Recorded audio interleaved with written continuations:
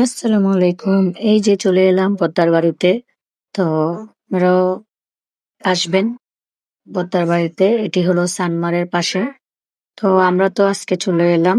তো পদ্মার বাড়িতে এসে আমরা কি খেলাম, কি করলাম সেটা আপনাদের সাথে শেয়ার করব। আশা করি আপনাদের কাছে অনেক ভালো লাগবে। তো এই হলো পদ্মার ফুচকা, তার পাশেই হচ্ছে পদ্মার বাড়ির চা, এরপরে হচ্ছে পদ্মার উরুস বিরিয়ানি। তো এখানে মোটামুটি এসে যতটুকু বুঝলাম যে এখানে উরুস বিরিয়ানিটা অনেক বিখ্যাত।